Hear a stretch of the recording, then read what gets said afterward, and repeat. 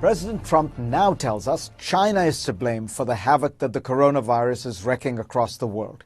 He's paused funding to the World Health Organization because he says it colluded with China in keeping the facts hidden. To evaluate these claims, just keep in mind one tweet from the president on January 24th. China has been working very hard to contain the coronavirus. The United States greatly appreciates their efforts and transparency. It will all work out well. In particular, on behalf of the American people, I want to thank President Xi. What did the world, including President Trump, know about the virus at that point?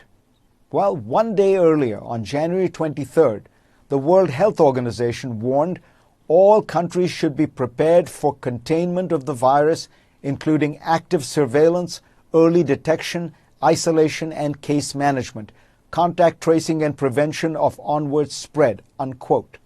By this point, stories about the virus were all over the news. China had announced that the virus was being transmitted between humans and had begun locking down parts of Hubei province. As for the U.S. government, on January 18th, a week earlier, Health and Human Services Secretary Alex Azar had briefed Trump on the dangers of the virus, according to the Washington Post.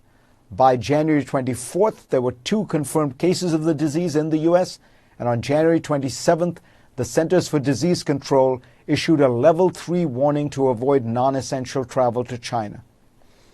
On January 29th, Trump tweeted, "Just received a briefing on the coronavirus in China from all our great agencies who are also working closely with China."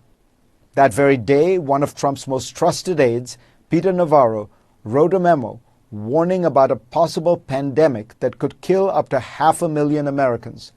Navarro noted that Chinese reports indicated that the virus was likely far more contagious than the flu, more like the bubonic plague or smallpox. The next day, January 30th, the WHO declared a global public health emergency. Just hours after that, this is what Trump said. Now we're working very strongly with China on the coronavirus. We think it's going to have a very good ending for us. So the question is, was Donald Trump telling the truth about China then, or is he telling the truth about it now?